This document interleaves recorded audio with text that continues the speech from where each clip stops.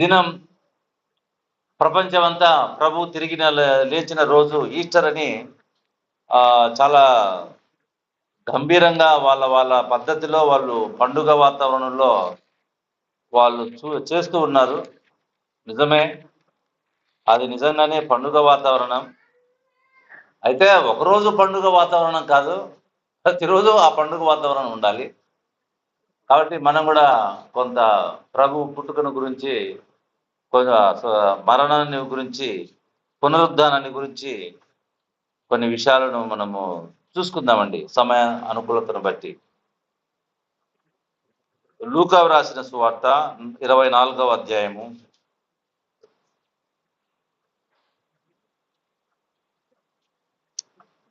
13వ వచనం నుంచి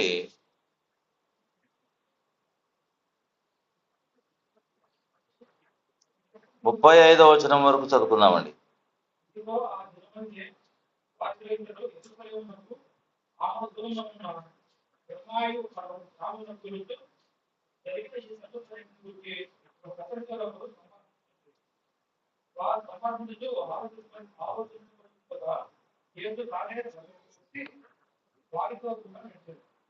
అయితే ఆయన తృప్తిపడలేకుండా వారి కన్నులను భయపడతారు.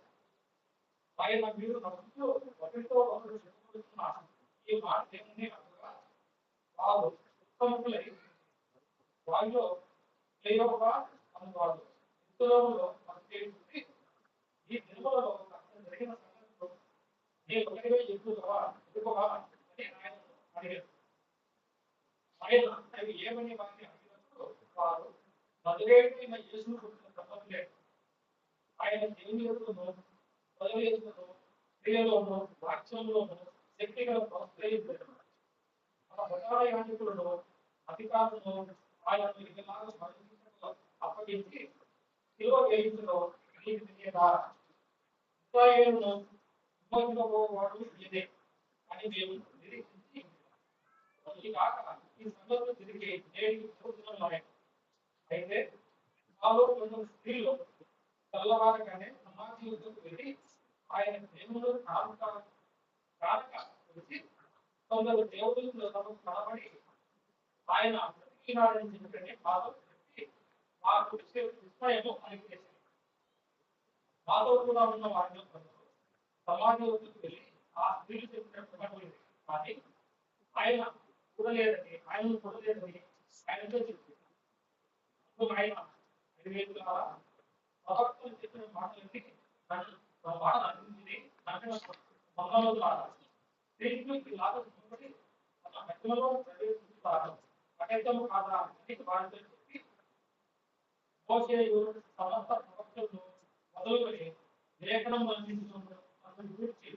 మనం పుట్టిన వర్షంలో భావం వారికి తెలియదు. ఇంతలో తాము వెళ్తున్న గ్రామం దగ్గరికి వచ్చినప్పుడు ఆయన నిలబడుగా కనబడగా వారు ఆయన రాములను కావాల్సింది తొమ్మిది మాతో కూడా ప్రజలని చెప్పి ఆయన బలవంతం చేసుకున్నాక ఆయన వారితో కూడా వెళ్ళారు. ఆయన వారితో కూడా భోజనప్పుడు కూడినప్పుడు ఒక రెట్టును పట్టుకుని స్తోత్రం చేసి దాన్ని పిలిచి వారిని పంచిపెట్టగా వారి కన్నులు తెరవబడి ఆయన గుర్తుపట్టింది. అంతటా ఆయన వారికి అదృశ్యమయ్యారు. అప్పుడు వారు ఆయన త్రోవలో మనతో మాట్లాడుతూ లేఖనములను మనకు బోధపరుస్తున్నప్పుడు మన హృదయం మనలో పొందుతుందా లేదా అని ఒకరితో చాలు ప్రార్థన చేద్దామండి. జీవాధిపతి అయిన మా ప్రభువా, మీ పరిశుద్ధమైన నామమునకు స్తోత్రం నైనా. మీరు అనుగ్రహించిన ఈ వాక్య భాగాన్ని బట్టి స్తోత్రాలు నైనా. అమ్మాయి మార్గంలో ఉన్న ఇరువురికి నైనా వారి కన్నులు తెరవబడినట్టుగా నైనా మేము కూడా లేఖనాలను ఎరిగినట్లు మా కన్నులు తెరవచేయమని మీ సన్నిధిలో ప్రార్థన చేస్తున్నాం. మీరు అనుగ్రహించిన రీతిగా మీ వాక్యమును మీ వినికిడిలో ధ్యానం చేస్తున్నాం. ప్రభువా, మీరు బోధిస్తే మా జీవితాలకు వెలుగు కలుగుతుంది నాయనా. మీరు బోధిస్తే మా హృదయాలు స్థిరపడతాయి. ప్రభువా కనికరించుమని మా ప్రభు అయిన యేసుక్రీస్తు నామమున ప్రార్థన చేసుకొని వాక్యంను ధ్యానం చేస్తూ ఉన్నాం తండ్రి. ఆమేన్.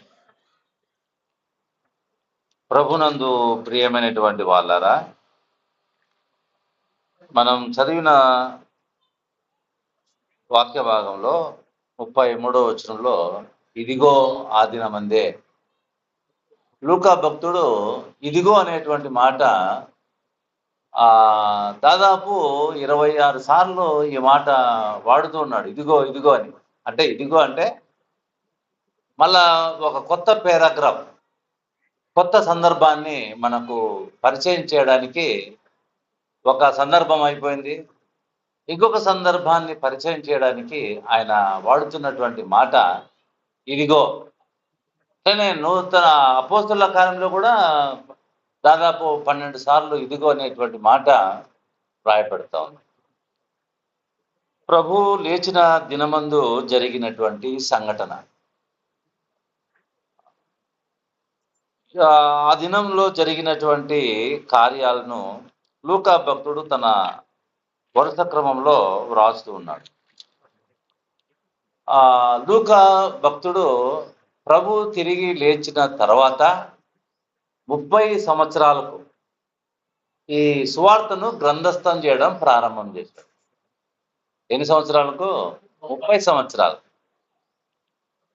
ఫస్ట్ రాయబడినటివి దేవుని గ్రంథం క్రొత్త నిబంధనలో పత్రికలు ఏమండి. ఆ తర్వాతనే ఈ సువార్తలు రాయబడ్డాయి. కాబట్టి మనము గమనించాల్సినటువంటి విషయం ఏంటంటే, ప్రభు తిరిగి లేచి ఆరోహణుడైన 30 సంవత్సరాలకు ఈ లూకా భక్తుడు ఇవి గ్రంథస్థం చేయడం ప్రారంభం చేశాడు. లూకా ఆయన ఉద్యోగం కూడా మనకు తెలుసును. ఆయన డాక్టర్గా పనిచేస్తుండేటువంటి వాడు, ప్రయాసంతో ప్రభు పనిని జరిగించినటువంటి వాడు. మంచిది. ఇదిగో ఆ దినమందే వారిలో ఇద్దరు యెరూషలేమునకు ఆమడ దూరం ఉన్న ఎమ్మాయను గ్రామమునకు వెళ్ళుచు. వారిలో ఇద్దరు ఎవరో మనకు ఇక్కడ తెలియజేస్తాను దేవుని వాక్యం. 24వ అధ్యాయము 8వ వచనం చదువుకుందాం. అప్పుడు వారు ఆయన మాటలు జ్ఞాపకం చేసుకొని సమాధి యొద్ద నుండి తిరిగి వెళ్ళి సంగతులన్నీ 11 శిష్యులకును తక్కిన వారందరికీ తెలియజేశారు. ఈ సంగతులు అపోస్తలులతో చెప్పిన వారెవరనగా మగ్దలేనే మరియయు, యోహన్నయు, యాకోబు తల్లి అయిన మరియయు, వారితో కూడా ఉన్న ఇతర స్త్రీలు. వీళ్ళల్లో ఉన్న ఇద్దరు అన్నమాట.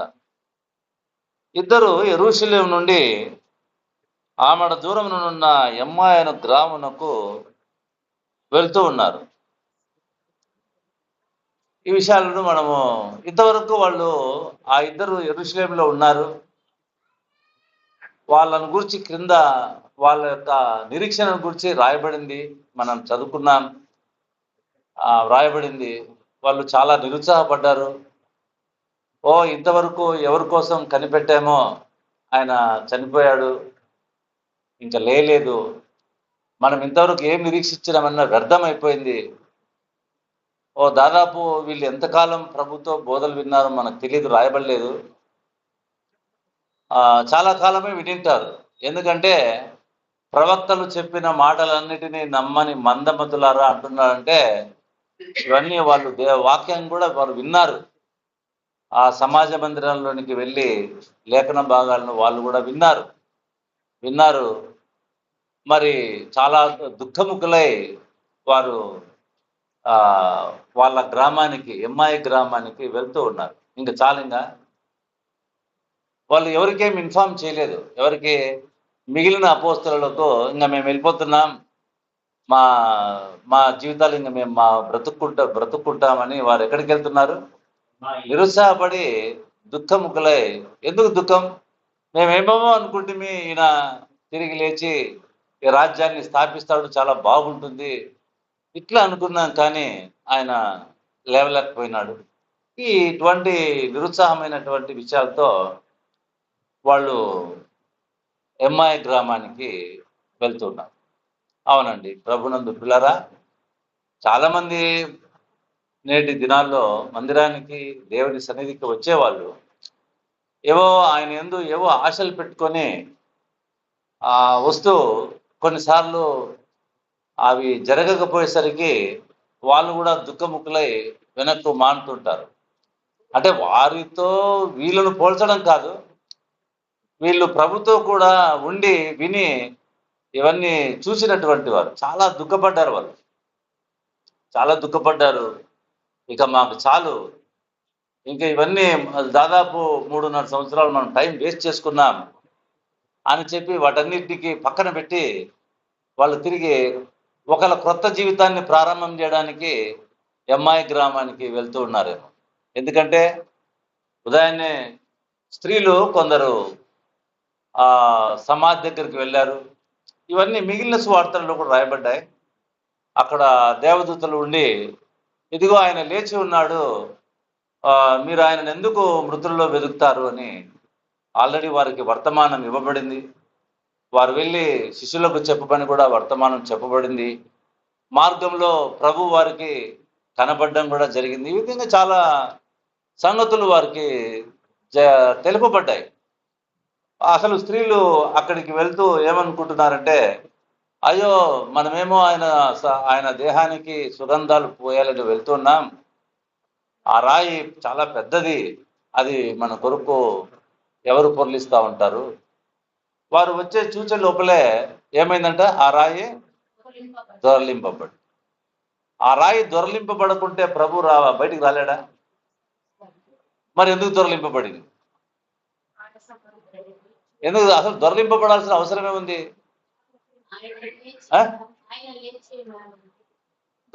ఆయన లేచి అందరూ కనపడతాడు కదా, ఇంకా అది రాయి దొరలింపబడాల్సినటువంటి అవసరమే ఉంది. ఆ రాయి ఏమన్నా ప్రభువుకి అడ్డమా?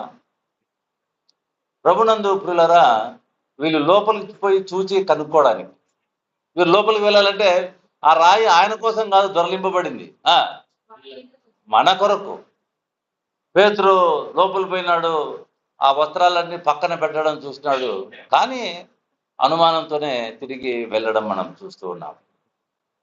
ఆయన తిరిగి లేచి దేవదూతలు చెప్పినటువంటి మాట స్త్రీలు విన్నారు. వారైతే విశ్వాసంతో వారు కొనసాగుతూ ఉన్నారు. సరే, మగ్దలేనే మరియా ప్రభువుని ఏమనుకున్నదంటే, ఏమనుకున్నది? తోటమాలని. ఎందుకు అనుకున్నది తోటమాలని? ఎందుకు అనుకున్నది? ప్రభునందు ప్రియ సోదరుడా, సోదరి, ఆయన మహిమా స్వరూపి కూడా లేచి కూడా ఆయన తన గంభీరాన్ని ప్రదర్శించడానికి ఇష్టపడ్డం లేదు. మామూలుగానే ఎంత దీనంగా ఉన్నాడో ఒకసారి ఆలోచన చేద్దాం. మరణించి తిరిగి లేవడం చాలా గొప్ప కార్యం, అద్భుత కార్యం, ఆశ్చర్య కార్యం. పాపాలను క్షమించినటువంటి ప్రభు తిరిగి లేవడం, ఆయన ఎట్లా కనపడాలి అందరికీ? చాలా. కానీ ఆయన ఎట్లున్నాడంట? ఆయన చూడ్డంలో మనం ఎట్లున్నాం చూడ్డంలో? మనకేమీ లేదు, ఏదో వీళ్ళకు ఉంది అని అనుకునేటట్లు మన ప్రవర్తనలు చేస్తున్నాం కదా. మనకేమీ లేదు, ఏదో వీళ్ళకు ఉంది అన్నట్లు మనము ప్రవర్తిస్తూ ఉంటాం. మన ప్రభు సింప్లిసిటీ కూడా చూద్దాం ఇక్కడ. కాబట్టి వాళ్ళు చాలా దుఃఖముఖులై వారు నిరుత్సాహపడ్డారు. ప్రభునందు ప్రియులరా, ప్రభు సన్నిధికి చేరి వచ్చినటువంటి మనం కూడా నిరుత్సాహపడుతున్నామేమో. వీళ్ళ హోప్ అంతా ప్రభు పైనే, ఆ ప్రభువే తిరిగి లేవలేకపోతే అన్నట్లుగా వాళ్ళు ఏం చేసినారంటే చాలా నిరుత్సాహపడ్డారు. ఎంత నిరుత్సాహపడ్డారంటే, ఇంకా చాలు, ఇక ఈ జీవితం ఇంక ఎంతకాలం ఉన్నారో ఇక్కడ. ఈ సంగతులు జరిగేటప్పుడు, ప్రభు శిలువ మోసేటప్పుడు ఇవన్నీ వాళ్ళు చూసినారు కదా, చూసి తిరిగి వెళ్తూ ఉన్నారు. చాలా ఆశ్చర్యం.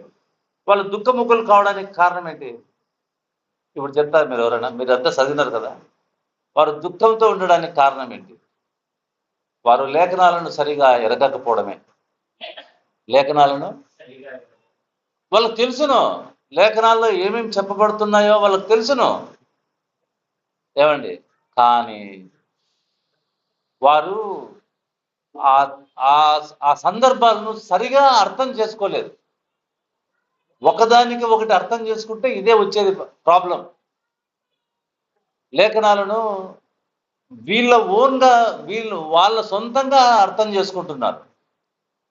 అందుకనే ప్రభు వారిని ఏమంటున్నాడంటే ఆ ప్రవక్తలు చెప్పిన మాటలన్నిటినీ నమ్మని మందమతులారా. అందుకనే అపోస్తలుడైన పౌలు తిమోతితో చెప్తూ ఉన్నాడు, వాక్యమును సరిగా విభజించి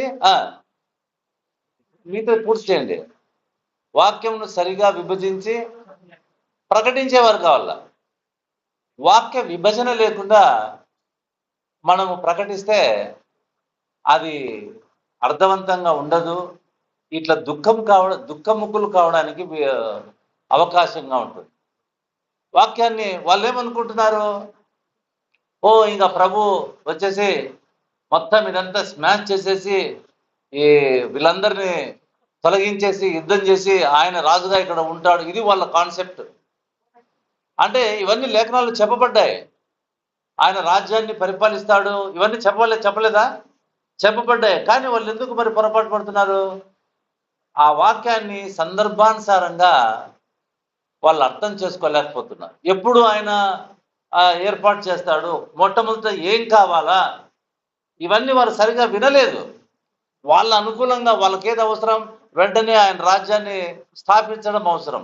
వాళ్ళ అనుకూలంగానే వాళ్ళు అర్థం చేసుకుంటున్నారు. కాబట్టి వారు దుఃఖముఖులైపోతున్నారు.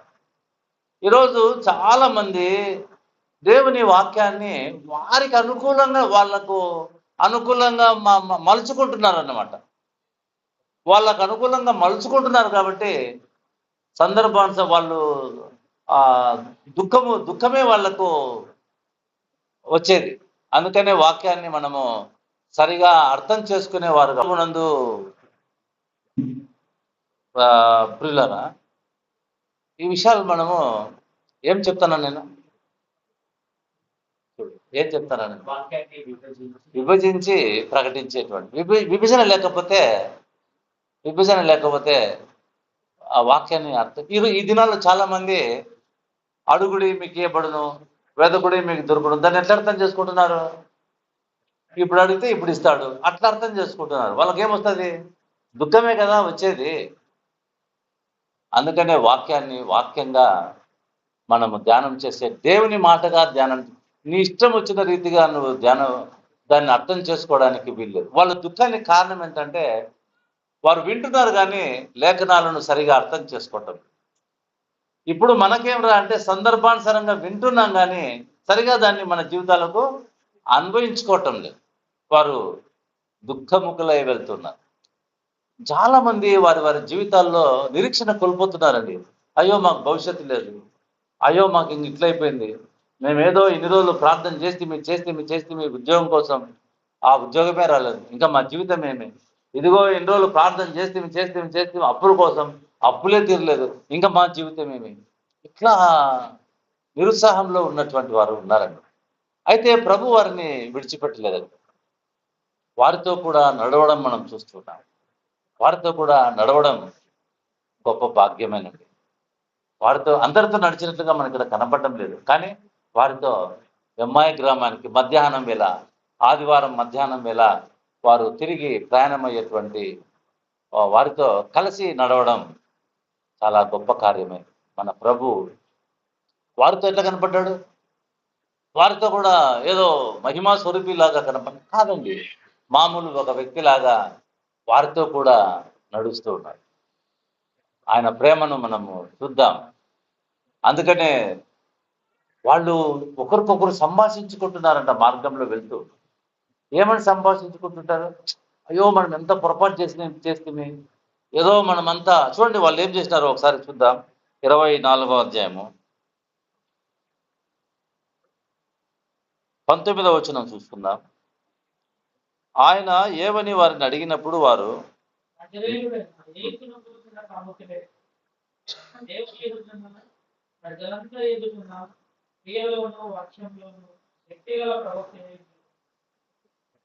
మన ప్రధాన యాజకులను అధికారులను ఆయనను ఎలాగూ మరణశిక్షకు అప్పగించి శిలువ వేయించురో నీకు తెలియదా? ఇశ్రాయేలును విమోచింపబోవాడు ఈయనే అని మేము నిరీక్షించి ఉంటిమి. ఇదిగాక ఈ సంగతులు జరిగి నేటికి 3 దినములైన. చూడండి, ఆయన క్రియలోను శక్తిలోను దేవుని ప్రవక్తనే. ఇశ్రాయేలును విమోచింపబోయేవాడు ఈయనే అని మేము అనుకుంటేమి. కానీ ఈరోజు జరిగి ఎందుకంటున్నారు నేటికి 3 దినములైందని? ఎందుకంటున్నారు వాళ్ళు? ఎందుకంటున్నారు? ప్రభు చెప్పినట్టుగా తిరిగి 3వ దినాన్ని లేస్తాడని. ఇంకా ఏం లేలేదే. వాళ్ళ ఉద్దేశం ఏమి? లేయడం అంటే వాళ్ళ ఉద్దేశం ఏమి? మామూలు కాదు, ఇంక లేచి ఇంక మొత్తం అంతా ఇది చేసేసి, ఇది వాళ్ళకున్న నిరీక్షణ. వాళ్ళు వాక్యాన్ని సరిగా అర్థం చేసుకోలేదు, వారితో కూడా నడుస్తూ ఉన్నారు. ఇటువంటి నిరుత్సాహంలో మనం కూడా ఉన్నామేమో. ఈ ఉదయకాలం ఆయన మనతో కూడా నడుస్తున్నాడని మనం గ్రహిద్దాం. మనతో ఈ లేఖనాలను ఆయన సంభాషిస్తున్నాడని మనం గ్రహిద్దాం.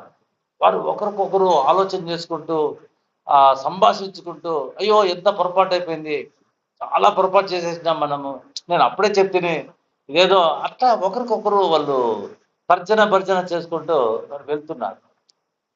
పిల్లరా, వాళ్ళు ఎక్కడ ఉన్నారో ఏమో ఎవరికి కూడా ఇన్ఫార్మ్ చేయలేదు. ఎవరికి కూడా వారు ఇన్ఫార్మ్ కూడా చేయలేదు. వారు వెళ్తూ ఉన్నారు. సరే, వారితో కూడా ప్రభు నడవడం ఆయా చూద్దాం. ఈ నడిచి ఏమంటున్నాడు? ఒక ప్రశ్న వేస్తున్నాడు 17వ వచనంలో. ఆయన, మీరు నడుస్తూ ఒకరితో ఒకడు చెప్పుకొనుచున్న ఈ మాటలేమని అడుగగా వారు దుఃఖముఖులై నిలిచిరి. ప్రభు ఎప్పుడు ప్రశ్నలు వేస్తూ ఉంటాడు. మీరేం మాట్లాడుకుంటున్నారు? ప్రశ్నలు వేస్తూ ఉన్నాడు. పిల్లలారా, మీ వద్ద ఏమైనా ఆహారం ఉందా? ప్రశ్నలు వేస్తూ ఉంటాడు. ఎందుకు ప్రశ్నలు వేస్తూ ఉంటాడు అంటే వారికి జవాబు ఇవ్వడానికే, వారిని సంతృప్తి పరచడానికే. మీరు ఏం మాట్లాడుకుంటున్నారు అని అన్నప్పుడు వాళ్ళు ఏమంటున్నారా? ఏమయ్యా, యెరూషలేములోనే ఉండి బస చేస్తూ ఈ సంగతులన్నీ నువ్వు ఒకడే ఎరుగవా? నువ్వు ఒకడవే ఎరుగవా? వాళ్ళు ప్రభువును గుర్తించలేదు. గుర్తించకోకుండా వారి కన్నులకు మరుగు చేయబడ్డాయి. ఎందుకు? వారి కన్నులకు ఎందుకు మరుగు చేయబడాలా? ప్రియులారా, ఎందుకు మరుగు చేయబడాల్సినటువంటి అవసరం వచ్చింది? వారికి ప్రభువును చూడటం కన్నా ఏది ముఖ్యమని ప్రభు గ్రహించాడు? ఏది ముఖ్యమని? లేఖనాలు గ్రహించాలని. ప్రభువును చూసినంత మాత్రాన వాళ్ళల్లో ఎటువంటి మార్పు రాదు. ఏమన్నా మార్పు వస్తుందా? ఏమన్నా మార్పు వస్తుందా? మరి పేతురు అందరు చూస్తూనే ఉండరు కదా, లేచినప్పటి నుంచి వాళ్ళతో కలిసి నడుస్తున్నాడు. కానీ ఏమన్నా మార్పు వచ్చిందా? ఎప్పుడు మార్పు వచ్చింది? వాళ్ళు తిరిగి గలిలయ కొండకు వచ్చిన తర్వాతనే వాళ్ళలో ఆ మార్పును మనం చూస్తూ ఉన్నాం. కాబట్టి వాళ్ళకి ఏది ముఖ్యం? లేఖనాలు గ్రహించడం ముఖ్యమా? ప్రభువును చూడటం ముఖ్యమా? లేఖనాలను గ్రహించడం ముఖ్యం. ఒకవేళ మరి ప్రభు సంకల్పం ఏంటో, ఒకవేళ ఆడ ప్రభుగా కనపడి ఉంటే ఏం గ్రహించి ఉండలేరు? చెప్పండి, ఏం లేఖనాలను గ్రహించి ఉండేటువంటి వారు కాదు. కాబట్టి ప్రభునందు పిల్లరా, ఎందుకు ఆయన వారి కళ్ళు ఎందుకు మరుగు చేశాడంటే, ఈరోజు చాలా మంది కోరుకుంటుంటారు ఏమని? ప్రభువా నాకు కనపడు, ప్రభువా నాకు దర్శనంలో నాకు కనపడు ప్రభువా. వారు లేఖనాలు చూడరు. ప్రభు కనపడాలంటే మనం ఏం చేయాలా? పోయి ఏదో కొండ మీదకి పోయి ప్రార్థన చేయడం కాదు. ఏం చేయాలా ప్రభు కనపడాలంటే? చెప్పండి. తిరిగి లేచిన ప్రభు ఈరోజు ఇప్పుడు మనకు కనపడాలంటే మనం ఏం చేయాలా? ఎస్, దేవునికి స్తోత్రం. ఈ వాక్యంలోనే ఆయన మనకు కనపడతా ఉన్నాడు. లేఖన భాగాలలోనే మనకు కనపడుతున్నాడు. ప్రారంభం నుంచి అదిగో అబ్రహాము తన కుమారుడైన ఇస్సాకును బలి ఇవ్వడంలో ఎవరు కనపడుతున్నారు మనకు? ప్రభు కనపడుతున్నాడు. లేవియా కాండంలో ఎవరు కనపడుతున్నారు? ఆ బలులలో మన ప్రభు కనపడతా ఉన్నాడు కదా. అంటే ప్రభు యొక్క ఉద్దేశం ఏంటి? ఈరోజు మనందరికి ఎందుకు కనపడడం లేదు? ఆయన ఎందుకు కనపడడం లేదు? మనము నిజంగా ఆయనను చూడాలని.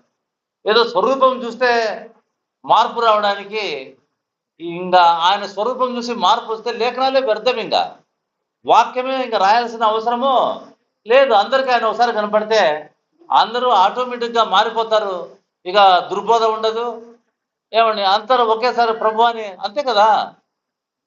లేఖనాల అవసరతను మనం గమనిద్దాం. లేఖనాల అవసరత. అందుకనే వారు లేఖనాలను రోజు వింటూ ఉన్నారు, కానీ దాన్ని వారి కొరకు అర్థం చేసుకోవటం లేదు.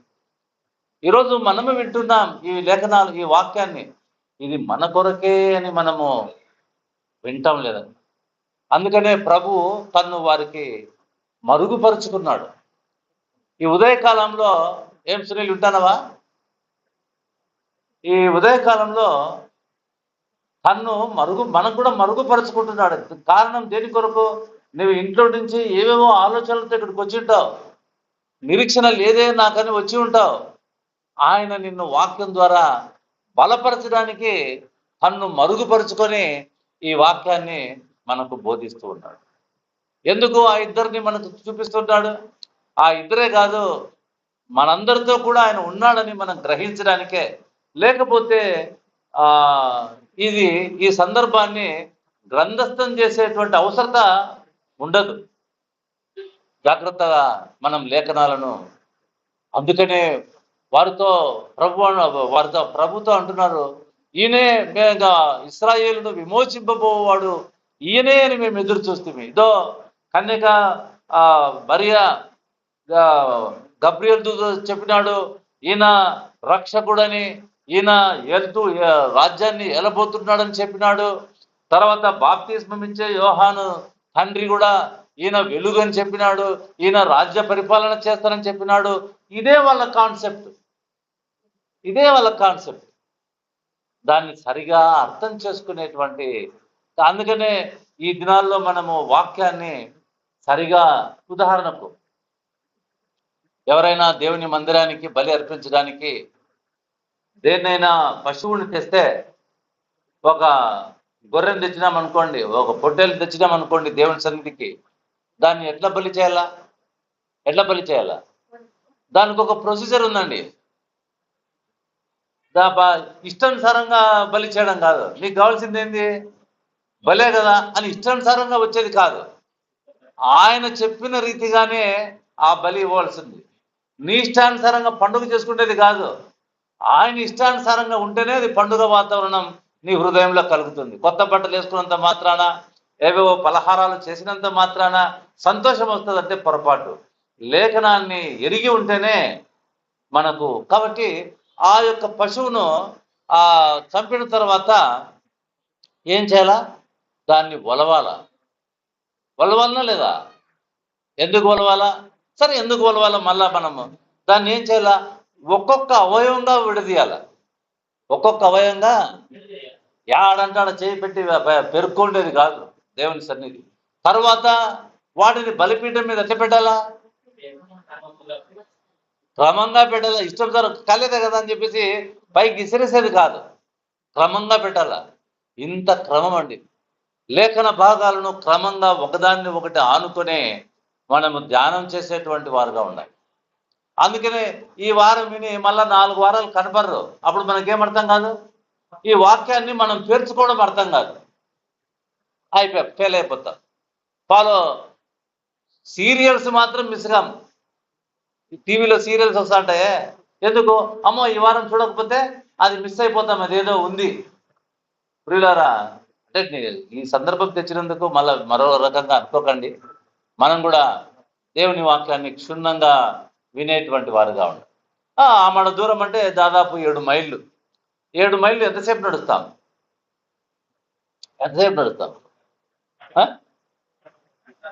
అంతేనా? ఒక 2 అవర్స్ అనుకుందాం. ఆ 2 అవర్స్లో ఇంత మాట్లాడాలండి. ఆ 2 అవర్స్లోనే ఇంత మాట్లాడాలి. వారితో కూడా నడుస్తూ ఉన్నాడు ప్రభు. ఆమె ఇశ్రాయేలును విమోచింపబోవాడు ఈయనే అని అనుకున్నాం. ఇదో ఈ రోజుకి ఎన్ని రోజులైంది? 3 రోజులైంది. ఆయన లేచిన దాఖలాలు కనపడలేదు. మాలో కొందరు స్త్రీలు ఉదయాన్నే వెళ్ళి చూసి దేవదూతలు చెప్పినటువంటి మాటలు చెప్తే కొంతమందికి అవి ఎట్లా ఉన్నాయంట? వెర్రి మాటలుగా ఉన్నాయంట. ఎందుకు? ఈ మగ్ధలేను మరి ఎవరు ఆమె చెప్పడానికి? ఆయన ఎవరికి కనపడాలా? ఎవరు పర్ఫెక్ట్ ఉంటే వాళ్ళకే కదా. ఏంది ఆ మగ్ధలేని మరే కనపడుతున్నాడు? ఆ మగ్ధలేని మరే క్యారెక్టర్ ఏంటి? 7 దయ్యాలు వెళ్ళకూడదు. ఆమె కుటుంబం గురించే రాయలేదండి. ఆమె కుటుంబం గురించే రాయలేదు. ఆమె ఏం చేస్తుందో రాయలేదు. ఆమె ఏం చేస్తుందని రాయబడిందంటే కేవలం ప్రభు వెంట ఉండడమే రాయబడింది లేఖనాలు. ఆమె ఏం చేస్తా ఉందంటే తనకున్న డబ్బును ప్రభు కొరకు ఖర్చు పెట్టడమే రాయబడింది లేఖనాల్లో. ఇక ఏమి రాయలేదు. ఆమె ఎక్కడుంటుంది, ఏం వ్యవహారం చేస్తుంది, ఏం చూస్తా, ఇవన్నీ ఏం రాయబడలేదండి. చూడండి, అంటే ఆమె ఎందుకు రాయబడలేదు? ఆమె దృష్టిలో ప్రభువు మాత్రమే. అందుకనే ఆమె తెల్లవారుగానే ఎంత శ్రద్ధ ఆ సమాధి దగ్గరికి వెళ్ళిందండి. సమాధి దగ్గరికి వెళ్తే ప్రభు కనబడ్డాడు. ఆయన తోటమాల అనుకొని ఏమంటా ఉంది, చెప్పండి, నేను ఎత్తుకొని పోతాను అవును. ఆమె వచ్చి అందరికి చెప్తే అందరూ ఏమంటున్నారు? వెర్రి. ఇవన్నీ వెర్రి మాటలు. మనం కూడా ప్రభునందు ప్రియులారా సంఘంలో ఒకరిని ఒకరు మనం తక్కువ అంచనా వేసుకుంటే మనము తప్పిపోతాం. జాగ్రత్త. వాక్యం మన జీవితంలో పనిచేయదు. జాగ్రత్త. ఆమెనా నాకు చెప్పేది? ఆమెదేంది? ఆమె క్యారెక్టర్ ఆమె చూసుకోమను. మేమున్నాం ఫస్ట్ ప్రభువు నాకు చెప్పినాడు, ఈ బండ మీద నువ్వు మంచి రాయిగా ఉంటావని చెప్పేసి కదా. మరి అట్లా అనుకుంటే పొరపాటు అండి. అయితే ప్రభు ఆ నిరుత్సాహపడినటువంటి వాళ్ళను విడిచిపెట్టలేదండి. సంఘ పెద్దలకు కూడా దీంట్లో పాఠం ఉంది. మనం కూడా వారితో కలిసి నడిచేటువంటి వారుగా ఉంటాం. కుటుంబాలతో మనము పరిచయము ఎక్కువగా ఉండేటువంటి వారుగా ఉండాలి. అప్పుడు ఆ ఆ కుటుంబాల్లో ఉన్న పరిస్థితులను బట్టి మనం ప్రార్థన చేస్తాం. సహవాసం ఎక్కువగా చేసేవారుగా ఉండాలి. వారితో తరచూ దేవుని వాక్యాన్ని పంచుకునేవారుగా ఉండాలి. చూడండి, వారిని గుర్తించి గమనించి ఇది నిజమైన కాపరి గమనించి వారితో కూడా నడుస్తూ ఉన్నాడు.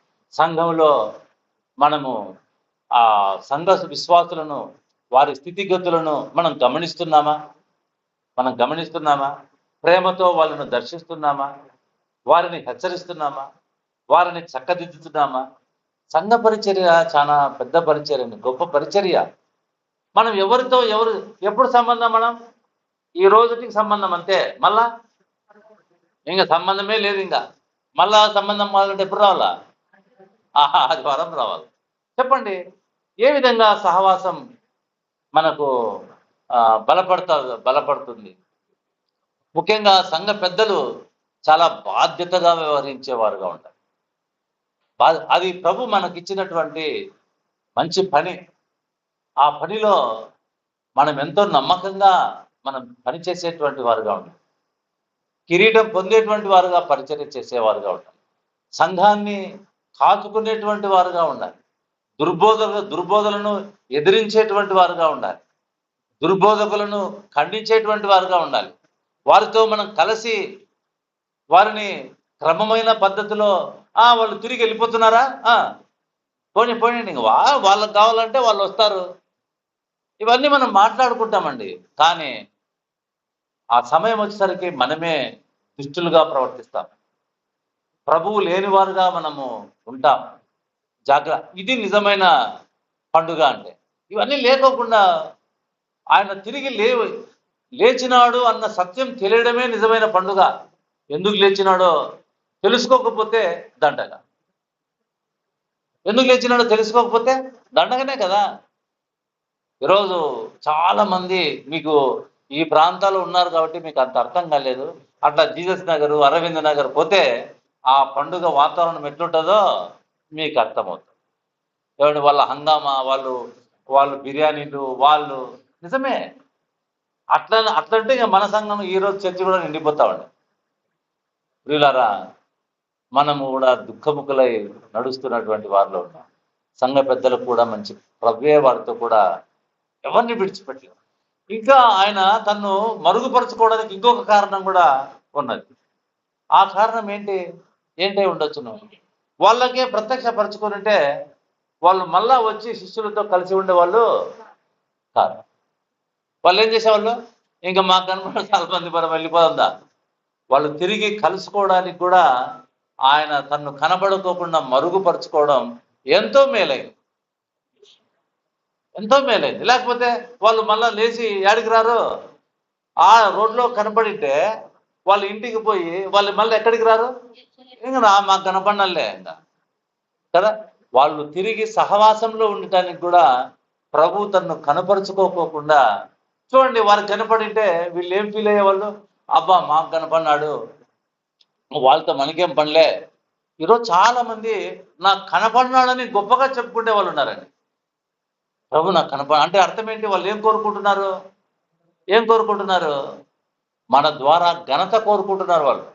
అంటే నాకు కనపడినాడు, నీకు కనపడలే, నువ్వేం చేయాలా, నాకు శిష్యుడుగా ఉండాలి, అంతే. ఇంకా అందుకనే ప్రభు ఏం చేశాడు, అసలు ఆ కనపడమే వాళ్ళు సరిగా అర్థం చేసుకోలేకపోతున్నారు. చాలా మంది చెప్పే మాటలు, నేను గంటల తరబడి దేవునితో మాట్లాడుతుని, ఏమండి నువ్వు గంటల తరబడి దేవునితో మాట్లాడుతుంటే ఇంకా వాక్యంతో ఏం పని, ఇంకా దేవుడు గ్రంథం ఎందుకు ఇవ్వాలా, వాక్యం ఎందుకు ఇవ్వాలా, ఆయన నీ కనపడుతూ నీతో మాట్లాడుతున్నా అంటే ప్రభువే దేన్ని నిర్లక్ష్యం చేసినట్లు, వాక్యాన్ని నిర్లక్ష్యం చేసినట్లు. ఇవి మనకు అర్థం చేసుకోలేమా కదా. చూడండి నాతో గంటల తరబడి ఇవన్నీ ఎందుకు చెప్పుకుంటున్నాం, ఇవన్నీ ఎందుకు చెప్పుకుంటున్నాం. సరే, 2వ కొరింథీయులకు రాసిన పత్రిక 11వ అధ్యాయంలో పౌలు ఒక విషయాన్ని చెప్తున్నాడు, చదవండి. కొంచెం అవివేకముగా నేను మాట్లాడినను మీరు సహింపవలనని కోరుచున్నాను.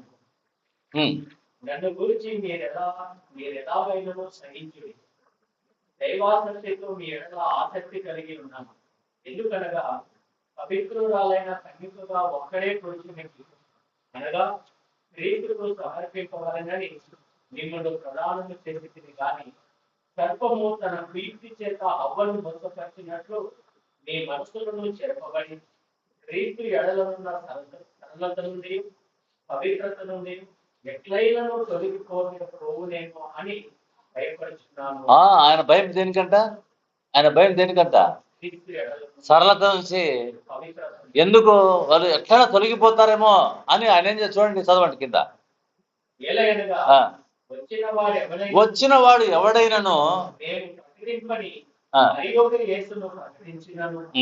లేక మీరు పొందని మరి యొక్క ఆత్మను మీరు పొందినను, మీరు అంగీకరింపని మరి యొక్క సువార్త మీరు అంగీకరించినను మీరు వారిని గురించి యుక్తమే. కాబట్టి ఆయన ఏం చేసినా అంటే కొరింథీయులకు రాసినటువంటి పత్రిక 12వ అధ్యాయం కూడా మనం చూసుకుందామండి.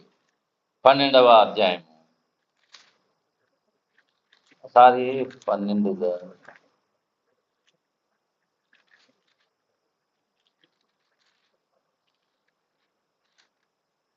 2వ కొరింథీయులకు రాసిన పత్రిక 12వ అధ్యాయము 1వ వచనం చదువుకుందాం. అతిశయపడుట నాకు తగదు కానీ అతిశయపడవలసి వచ్చినది. ప్రభువు దర్శనములను గురించి ప్రత్యక్షతలను గురించి చెప్పుతుంది. క్రీస్తునందున్న ఒక మనిషిని నేను ఎరుగుదును. అతడు 14 సంవత్సరముల క్రిందట 3వ ఆకాశములకు వెళ్ళిపోబడతాడు. ఎవరు? క్రీస్తునందున్న ఒక మనుష్యుని నేను ఎరుగుదును. ఎవరైనా క్రీస్తునందున్న ఒక మనుషుని ఎరుగుదును, అతడు 14 సంవత్సరాల కిందట 3వ ఆకాశానికి కొనిపోబడును. ఎవరైనా? ఏమండి, పౌలు భక్తుడే అయినప్పటికీ ఆయన తన పేరు రాసుకోవడానికి ఇష్టపడలే. అర్థమవుతుందా? తన పేరు రాసుకొని క్రీస్తునందున్న ఒక మనుష్యుని నేను ఎరుగుదును. ఒకవేళ నేను పైన చూసొచ్చినానంటే ఘనత కోరుకున్న వాడవుతాడు. అందుకని అతిశయపడటం నాకు తగదు. కానీ ఎందుకు ఆ మాట అంటున్నాడు? వేరే వాళ్ళు ఏం చెప్తున్నారు? మాకు ప్రభు కనపడినాడు, ప్రభు మాకు ఆజ్ఞాపించినాడని చెప్తా అన్నారు. అందుకని పౌలు ఏం చెప్తున్నాడు? అందుకోసం నేను ఈ మాట చెప్పడం లేదు. అతిశయపడటం నాకు తగదు కానీ అతిశయపడవలసి వచ్చింది. ఎందుకంటే మీరందరూ అపోస్తలులుగా పిలువబడుతూ దొంగ అపోస్తలులుగా ఉంటూ మనుషులను మోసపరుస్తూ ఉన్నారు. అర్థమవుతుందా? కాబట్టి మన క్రీస్తునందున్న ఒక మనిషిని నేను ఎరుగుతున్నాను. అతడు 14 సంవత్సరాల క్రిందట 3వ ఆకాశానికి కొనిపోబడను. అతడు శరీరంతో చదవండి. అతడు శరీరముతో కొనిపోబడను, నేను ఎరుగను. శరీరము లేక కొనిపోబడను, నేను ఎరుగను. అది దేవునికే తెలియదు. అంటే మనిషిని నేను ఎరుగుదును. అతడు పరదేశంలోనికి కొనిపోబడి వచింప శక్యము కాని మాటలు కూడా విన్నాడు. మాటలు మనుషుడు పలకకూడదు. అతడు శరీరంతో కొనిపోబడను, శరీరం లేక కొనిపోబడను, నేను ఎరుగను. అది దేవునికే తెలియదు. అంటే వాటి గురించి అతిశయించును. నా విషయం అయితేనో నా బలహీనత ఎంతే కాక వేరు విధముగా అతిశయింపను. అతిశయపడుటకు ఇచ్చేయించినను నేను సత్యమే పలుకుతును కనుక వివేకిని కాకపోదును కానీ నా యందు ఎవడైనా చూచిన దాని కలదు. అది ఇప్పుడు చెప్పండి, ఎవరి గురించి చెప్తున్నాడు? అది ఎవరి గురించి చెప్తున్నాడు? ఆయన గురించే. కానీ మనం ఎవరి గురించి చెప్తాం? అసలు కనబడి ఇప్పుడు ప్రభు కనపడ్డాడు అనుకుందాం. లేఖన ఆధారం ఉంటుందా? ఉందా లేఖన ఆధారం నీకు కనపడ్డాడని? ఒక మాట, ఇంకా నేను ఎక్కువ సమయం మీ దగ్గర వెచ్చించలేను. ప్రభు అంటున్నాడు అందరికీ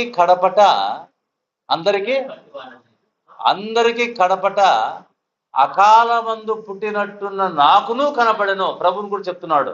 అంటే అందరికీ కడపట అంటే అర్థమేమి? ఇంకా కనపడ్డాను అర్థం. ఏమి ఒకవేళ ఇంకా కనపడే ప్రాసెస్ ఉంటే ఈ మాట వాడేవాడా? అందరికీ కడపట అని ఆలోచన. సంఘాలకు అపోస్తలుడుగా, అన్ని జనులకు అపోస్తలుడుగా పౌలు భక్తుడే నియమింపబడినాడు. మనం ఆయన ద్వారానే పలుకబడిన, దేవుడు పలుకబడిన వాక్యాన్ని మనం నేర్చుకోవాల్సినటువంటి వారం. కాబట్టి ప్రభునందు ప్రియమైనటువంటి వాళ్ళరా, మనం చదువుకుంటున్నటువంటి వాక్య భాగంలో ప్రభువును కనపడటానికి చాలా మంది ఎక్కువ ఊహించుకుంటున్నారు. దేవుని వాక్యం ద్వారానే మనం ప్రభువును చూడాలండి. వాక్యం ద్వారా ఏం చూస్తాం? ఆయన దయ, ఆయన ప్రేమ, ఆయన త్యాగం, ఆయన కనికరం, ఆయన కృప, ఇవన్నీ ఆయన చూస్తే కనపడతాయా? ప్రత్యక్షంగా ఒక మనిషిని చూస్తే కనపడతాయా? చెప్పండి. ఈరోజు మనం ఏం చూడాలని ఇష్టపడుతున్నాం? ఆయన ప్రభువా ఒక్కసారి కనపడదు. ఆయన అట్లా కనపడ్డు కాబట్టి ఆయనను మనుషులు ఊహించి గడ్డం పెట్టి నడికట్టు కట్టి బొమ్మలు గీస్తూ ఉన్నారు. అవన్నీ బొమ్మలండి ప్రభునందు పిల్లరా. కనుక మనము ఆయన వారితో కూడా వారిలాగానే, అందుకనే వారికి కనపడకుండా తన్ను మరుగుపరుచుకున్నాడు. సరే, వారితో ఏం మాట్లాడుతున్నాడో చూద్దాం మన సమయాన్ని బట్టి. 23వ వచనం, కొందరు దేవదూతలు తమకు కనబడి ఆయన బ్రతికి ఉన్నాడని చెప్పిరని మాతో చెప్పి మాకు విస్మయం కలుగజేసింది. మాతో కూడా ఉన్న వారిలో కొందరు సమాధి యుద్ధకు వెళ్ళి ఆ స్త్రీలు చెప్పినట్టు కనుగొనిది కానీ ఆయనను చూడలేదని ఆయనతో చెప్పి. చూడండి, వాళ్ళలో ఉన్న నిరుత్సాహం. ప్రభునందు ప్రియులరా, మనం ఆయనను చూస్తున్నామా? ఆయన చూడాలి అంటే వాక్యాన్ని ధ్యానం చేయాలి, వాక్యాన్ని చదవాలి. వాక్యం చదవకుండా మనం ఆయనను చూడలేము. ఆయనను చూడకుండా ఆయన దయ, ఆయన కనికరం, ఆయన ప్రేమ, ఇవన్నీ మనం చూడలేము. ఊరికే రాత్రి కల్లో కనపడినాడు నాకు ప్రభు అని ఇది చేయడం కాదు. చాలా మంది ప్రభు కనపడ్డాడని చెప్తున్నారు కానీ వాక్యమే వారికి అర్థం కావటం లేదు. సంఘ క్రమం ఏంటో వాళ్లకు తెలియకుండా పోతున్నది. కాబట్టి ప్రభు వారిని ఏమంటున్నాడో చూద్దాం. అందుకైనా అవివేకులారా, చెప్పిన మాటలన్నిటినీ నమ్మని మందమతులారా, క్రీస్తు ఇలాగూ శ్రమపడే తన మహిమలో ప్రవేశించుట అగత్యము కదా అని వారితో చెప్పి. అంటే వారితో ఎందుకు చెప్తున్నాడు అన్నమాట? వాళ్ళకి తెలుసనే, వాళ్ళకి తెలిసేది తెలిసి కూడా వాళ్ళు ఆ వాక్యంలో ఉన్న అర్థాన్ని, సారాంశాన్ని వాళ్ళు తెలుసుకోవటం లేదు. అవివేకులారా. ఇప్పుడు మనం ఎట్లా ఉన్నాం? అవివేకంగా ఉన్నామా, వివేకంగా ఉన్నామా? వివేకంగా ఉన్న వాళ్ళు ప్రభువును ఎలాగున గణపరచాలని ఇష్టపడుతూ ఉంటారు. అవివేకులు వాళ్ళ సొంత అజెండాలను పెట్టుకొని వాళ్ళు లోకంలో జీవిస్తూ ఉంటారు. అవివేకులారా, ఏమండి మనం ఎవరంట? ఈరోజు చాలా మంది ఏమయ్యా ఆడికి వస్తే పండగ లేదు, ఏం లేదు, వీళ్ళు ఏదో సింపుల్గా ఆడ చూస్తే ఎంత బాగా ఎట్లా చేయాల ప్రభు పండగ, ఎట్లా చేయాల? నీలో రక్షణ లేకోకుండా, నీవు ఆయనను అనుభవించుకోకుండా ఏం చేస్తే ఏం ప్రయోజనం? ప్రభు అట్లా చెప్తున్నాడా? అట్లా ఏమైనా వ్రాయబడ్డాయా? చెప్పండి. ఆయన తిరిగి లేచినాడన్న దానికి సాక్ష్యము మన జీవితాలే. మన జీవితాలే. మన జీవితాలు మార్చబడుతున్నాయంటే ఆయన నిజంగా తిరిగి లేచాడు కాబట్టే మన జీవితాలు మార్చబడుతున్నాయి. ఆయన మనలో ఉన్నాడు, మనల్ని నడిపిస్తూనే ఉన్నాడు. ఇదండి, ఆయన వారితో నడుస్తున్నాడు కాదు, ఇప్పుడు ఆయన మనతో కలిసి. అవివేకులారా, ప్రవక్తలను చెప్పినటువంటి మాటలన్నిటినీ నమ్మని మందమతులారా, క్రీస్తు ఇలాగూ శ్రమపై తన మహిమలో ప్రవేశించుట అగత్యము కదా అని వారితో చెప్పి, మోషేయు సమస్త ప్రవక్తలను మొదలుకొని లేఖనములన్నిటిలో తను గూర్చిన వచనముల భావమును వారికి తెలిపాడు. ఇక్కడ మనకి ఇంకొక సత్యాన్ని నేర్చుకుందాం. ఆయన లేఖనాలను తెరవచేయనీయకుండా ఎవ్వరు కూడా వాక్యాన్ని అర్థం చేసుకోలేదు. ఆయన తెరవాలి, వీరు అర్థంగా అయ్యేటట్లు లాగున ఆయన ఆ కన్నులు చూడండి, ఇక్కడ రాయబడింది 44వ వచనం, 45వ వచనం. అప్పుడు వారు లేఖనములు గ్రహించినట్టుగా ఆయన మనసు తెరవాలి. ఎప్పుడు తెరిచినాడు వారి మనస్సు? ఎప్పుడు తెరిచినాడు? ఎప్పుడు తెరిచినాడు? మరి అప్పుడే తెరవచ్చు కదా, ఇప్పుడైతే తెలుస్తున్నాడు. ఎప్పుడు తెరిచినాడు? మళ్ళా మాట్లాడదులేండి, చూడండి. ఎప్పుడు తెరిచినాడు? అందరూ ఒక చోట వచ్చిన తర్వాత. అందరూ ఒక చోట వచ్చిన తర్వాత. ఎందుకంటే అప్పుడు వారు లేఖనాలను గ్రహించినట్లుగా వారి మనసు తెరిచినప్పుడు వాళ్ళందరూ ఎట్లుంటారు? అందరూ ఆ సహవాసంలో కూడి నడుస్తారన్నమాట. అర్థమైంది? అందరూ ఒక చోటికి వచ్చినారు వాళ్ళు. అందుకని లేఖనాలు గ్రహించినట్లుగా సంఘముగా నీవు కలిసి రాకుండా, సంఘముతో సహవాసం లేకుండా, రోడ్లలో ఆడ ఈడ నీ మనసు తెరిచి లేఖనాలను గ్రహిస్తే నువ్వు ఎక్కడికి వెళ్తావు? ఎక్కడ సహవాసం చేస్తావు? అందుకని ఆయన ఏం చేసినాడు? అందరూ ఒక చోటకు వచ్చిన తర్వాత ఏమండి, అప్పుడు ఏం చేసినాడు ఆయన? వారు గ్రహించేటట్టుగా. ఇంతవరకు వాళ్ళందరూ ఏమైనారు? ఇప్పుడు చెప్పాలి, ఏమైనారు? ఇంతవరకు చెదిరిపోయినారు, ప్రాణానికి భయపడి దుఃఖముఖులై కొంతమంది ఇంకా తిరిగి మా సొంత జీవితం మేము గడుపుకుంటామని వెనక్కి వెళ్తున్నారు. అందరూ ఆల్ ఆఫ్ ఎ సడన్ ఒక్కసారి అందరూ వచ్చినప్పుడు ప్రభు ఏం చేసినాడు? వారు లేఖనాలను గ్రహించేలాగున వారి మనస్సు తెరిచినాడు. దేవుని సంఘములోనే దేవుని వాక్యాన్ని వినాలి. ఈరోజు చాలా మంది ఆ యూట్యూబ్లో చూస్తూ ఉన్నారు. ఏమండి? కాదండి, యూట్యూబ్ల ద్వారా కాదండి. దేవుని సంఘానికి నడిచి వచ్చి వాక్యం వినడం కంటే శ్రేష్టము ఇంకొకటి లేదండి. కాబట్టి ఇప్పుడు మనం గమనిద్దాం. ప్రవక్తలు చెప్పిన మాటలన్నిటిని మోషేయు సమస్త ప్రవక్తలను మొదలుకొని లేఖనములన్నిటిలో తను గూర్చిన వచనముల భావం వారికి తెలిపెను. ఎంత తెలిపెట్టాడండి అబ్రహాం గురించి, అందులో దాగి ఉన్న ప్రభువును గురించిన బోధ. ఏమండి? లేవియా కాండంలో ప్రభువును గురించినటువంటి ఆ ఛాయగా ఉన్నటువంటి ప్రభు వచనాలు అన్నీ వారికి తెలిపినానండి. వారికి తెలుపుతుంటే వారి హృదయంలో ఏమవుతుందంట? మండుచుండెను అంటారు. మండుచుండెను అంటే అర్థమేమి? మండుచుండెను అంటే అర్థమేంటి? మండుతా ఉందంట హృదయంలో. మన బాధన? సంతోషం అండి. వీళ్ళు ఇంతవరకు దుఃఖముఖులైపోయినారు కదా, ఇప్పుడు కొంత వాళ్ళకి స్పార్క్ వస్తుందన్నమాట. స్పార్క్. అరే అవును కదా. ఈ వాక్యం వింటున్న మీకు హృదయంలో ఈ భావాన్ని పరిశుద్ధాత్మ దేవుడు మీకు తెలియజేస్తున్నాడని, అయ్యో మేము కూడా ఆ లేఖనాలను సరిగా అర్థం చేసుకోకుండా ఇంతకాలం మనం మామూలుగా కొనసాగుతున్నామే, ఎంత పొరపాటు. ఇప్పుడు నేను కాదు మీకు తెలియపరిచేది, ప్రభువే తన లేఖనాలను మీకు మీ మన మనస్సును ఆయన తెరవ చేస్తూ ఉన్నారు. ఆమె లేఖనాలను చూడకుండా ప్రభువును చూడలేడు. లేఖనాల్లో ఉన్న గొప్ప కృప ఏంటి? 2వ తిమోతికి రాసినటువంటి పత్రిక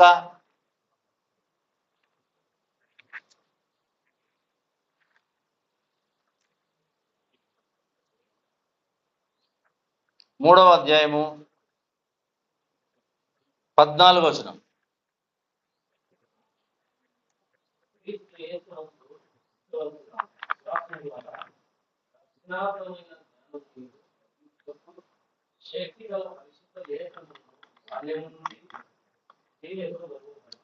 ఏం లేఖనాలు? నీళ్ళు పోసాలటి. ఏమండి, ఏం శక్తి? రక్షించడానికి శక్తి గల లేఖనములను బాల్యం నుండి. అంటే మనం ఎంత జాగ్రత్తగా లేఖనాలు చదువుతూ ఉండాలండి, ఎంత జాగ్రత్తగా చదువుతున్నారండి, వినాలండి. కాబట్టి వాళ్లకు తన్ను గూర్చిన వచనముల భావం చెప్పగా వాళ్ళ మనసులో ఏం కలుగుతానంట? మంట కలుగుతాను. సరే, ఇంకా ప్రభు ముందుకు వెళ్ళాలనుకుంటున్నాడు అన్నట్లు కనపడ్డాడు.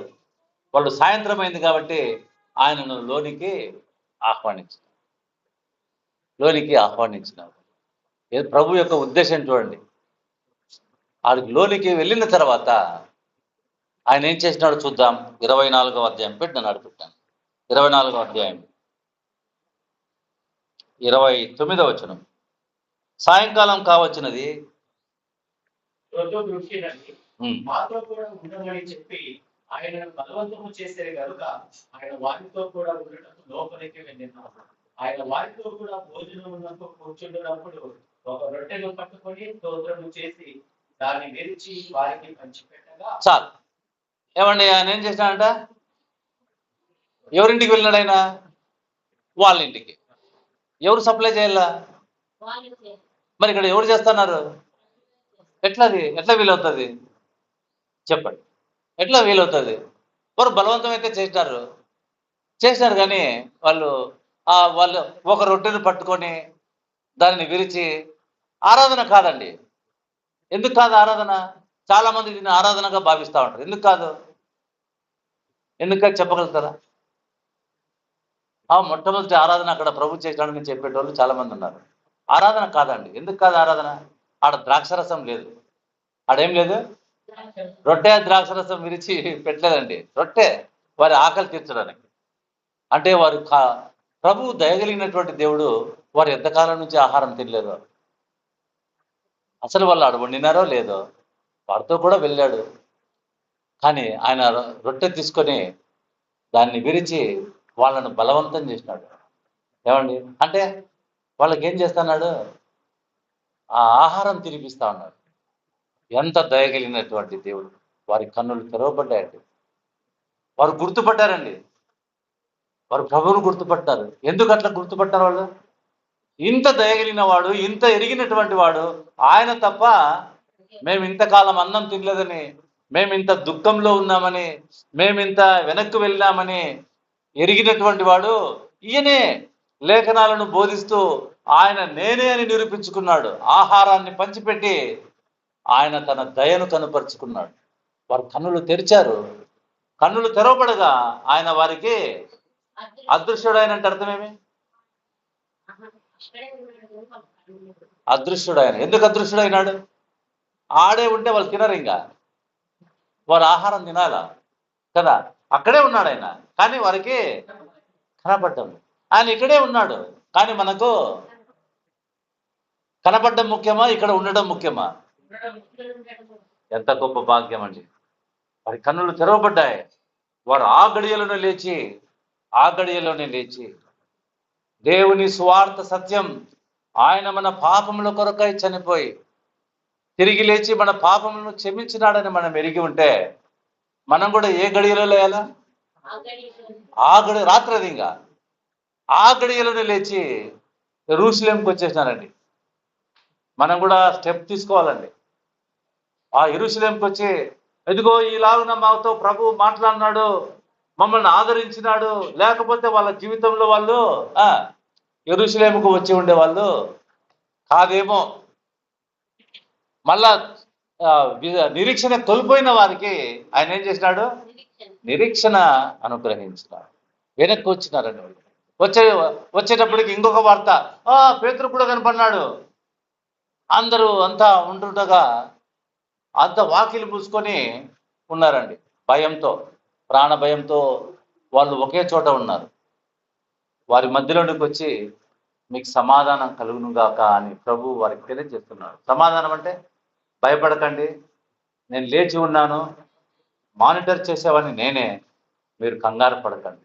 ఈ ఉదయకాల సమయం మనం కూడా ఎటువంటి స్థితిలో గతులలో ఉన్నప్పటికీ మనం భయపడటానికి వీల్లేదు.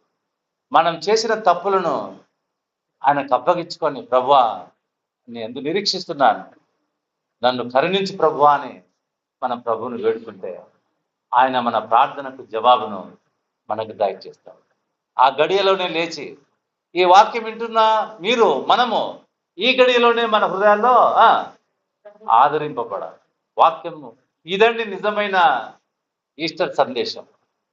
ఇది లేకోకుండా ఎన్ని సిలువలు పెట్టి ఏమేమో బట్టలేసి చూపిస్తే ఏం ప్రయోజనం వస్తుంది చెప్పండి? ఆయనను బొమ్మగా చేసి శిలువ నుంచి దించి ఇవన్నీ వీటి ద్వారా ఆత్మీయత రాదండి, వాక్యాన్ని వివరించడం ద్వారానే. కనుక ఆ వాక్యాన్ని వివరించిన మన ప్రభువుకు కృతజ్ఞత తెలియజేసి మనం కూడా వెనక్కి వెళ్తున్నామేమో, ఆయన మనం కనుక్కొని ఈ ఉదయకాలం మనతో కూడా ఆయన ముచ్చటి మాట్లాడినాడు. దేవుడు ఆయన వాక్యాన్ని పంచుకున్నాడు. ఇదిగో మోసే కూడా చెప్పినాడు, నా వంటి ఒక ప్రవక్త మీలో నుండి వస్తున్నాడని. సమూయేలు కూడా చెప్తున్నాడు, ఆ ప్రవక్త మాట విననివాడు ప్రజలలో ఉండకుండా నాశనం అవుతాడని. ఇవన్నీ వారికి జ్ఞాపకం చేశాడు. ఎవరు? వారికి హృదయం మండిందండి. మన హృదయాలు మండుతున్నాయా? మన హృదయాలు మండుతున్నాయా? మండుతూ ఉంటే ఈ గడిలోనే మనం ప్రభుకు స్తోత్రం చెల్లించి, ప్రభువా నన్ను కనికరించి నా విశ్వాసాన్ని బలపరచునాయన, నీ రాకడ కొరకు నిరీక్షించే వారిలో నేను ఉండులాగున నా పైన కృప చొప్పున సంఘంలో నేను కొనసాగేవాడుగా ఉండటానికి నన్ను నడిపించు ప్రభువా అని ప్రార్థన చేసుకొని మనం ముందుకు కొనసాగుతాం. దేవుడు ఈ మాటలు మన కొరకై దీవించిన ప్రార్థన చేసుకుందామండి. మన మధ్యలో ఉన్నటువంటి నారాయణ స్వామి వచ్చి ప్రార్థన చేస్తారు.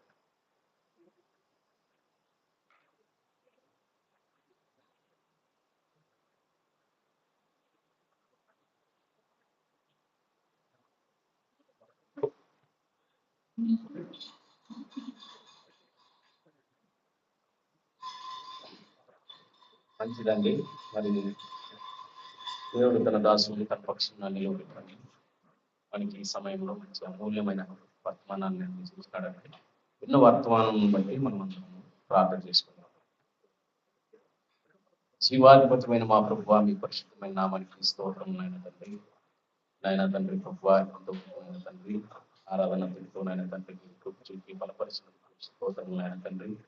అదే సమయంలో నాయన తండ్రి ప్రభువా, మరి కొంత సమయం మిగిలిండగా ఆ సమయంలో నాయన తండ్రి మీ దాసుని నిలవబెట్టుకొని నాయన తండ్రి పరిశుద్ధ లేఖనము నుంచి నాయన తండ్రి ప్రభువా, మరి నాయన తండ్రి భూములు నాయన తండ్రి నాయన ప్రభువా, మరి అందులోని అంశాన్ని మాకు నాయన తండ్రి ప్రభువా మీరు మరొకసారి లేఖగా తెలియపరిచినందుకు స్తోత్రములు నాయన తండ్రి. దాసుని నాయన ప్రభువా ఈ పరిశీలనలో వాడుకొని ఆయన ద్వారా అందించిన వర్తమానం బట్టి మీకు స్తోత్రములు చెల్లించుకుంటున్నాం నాయన తండ్రి ప్రభువా. నాయన మరి నాయన తండ్రి అమ్మాయి గ్రామం నుండి నాయన తండ్రి ఆమె దూరంలో నాయన తండ్రి ఇద్దరు మనుషులు వెళ్తూ ఉండగా నాయన తండ్రి ప్రభువా, మరి నాయన తండ్రి వారు మాట్లాడుతున్నప్పుడు నాయన తండ్రి ప్రభువా, నాయన నడిచే మార్గంలో నాయన తండ్రి ప్రభువా, నాయన అందులో నేను అంశాన్నంతా మాకు తేలిగా తెలియపరిచినందుకు స్తోత్రము నాయన తండ్రి ప్రభువా. అవును నాయన, నిజమైన తండ్రి ప్రభువా, ఇప్పుడున్న కాలంలో నాయన తండ్రి అందరూ నాయన తండ్రి చూడాలని మేము మీ రూపాన్ని నాయన తండ్రి చూడాలని ఉంటున్నారు నాయన తండ్రి. అలాగన ఆ భావంతో ఉంటున్నారు నాయన తండ్రి. అయితే నాయన తండ్రి నాయన మేము ముఖ్యంగా గమనించాల్సింది నాయన తండ్రి లేఖనములను అని నాయన తండ్రి ప్రభువా, మరి ఈ వాక్యం చేత మమ్మల్ని హెచ్చరించినందుకు స్తోత్రము నాయన తండ్రి. ఈ దాసు ద్వారాగా నాయన తండ్రి అందులోని అంశాన్ని మాకు తేలిగా తెలియపరిచినందుకు స్తోత్రము నాయన తండ్రి ప్రభువా. ఈ ఉదయకాల సమయంలో మేమందరము నాయన తండ్రి ప్రభువా నాయన విన్న వాక్య భారమును బట్టి నాయన తండ్రి మా హృదయాల్లో నాయన తండ్రి మేము కూడా నాయన తండ్రి ప్రభు అలాగిన నాయన తండ్రి శుద్ధము చేసుకుని నాయన తండ్రి ప్రభు అలాగిన నాయన తండ్రి జీవించటకు కృపను అనుగ్రహించుకుని వెళ్ళిపించుకున్నాం నాయన తండ్రి చేరు వచ్చిన సంఘం అంతటినీ జ్ఞాపకం చేసుకుని నాయన తండ్రి ప్రాంతాన్ని బలపరచండి నాయన తండ్రి వార కార్యక్రమం అంతటిలో నాయన తండ్రి ప్రభు మరి జరిగే కుడుకలన్నింటిలోనూ నాయన తండ్రి ప్రభు చిత్తాంతరంగా జరిగించుకోగలని అన్ని విషయాల్ని మీ కృపగల స్థలకి అప్పచెప్పించి వాక్యం చెప్పిన మీ దాసును బలపరిచినందుకు స్తోత్రము నాయన తండ్రి ఆయనకు రావాల్సిన ప్రతిఫలం దయచేయమని ప్రార్థిస్తుంది మా ప్రభును రక్షకుడైన యేసుక్రీస్తు వారి పరిశుద్ధమైన ఉన్న స్తోత్రములు చెల్లించి ప్రార్థించడం వేడుకుంటున్నాం తండ్రి అందరికీ వందనాలు కూడిక ముగిస్తుంది. ఆ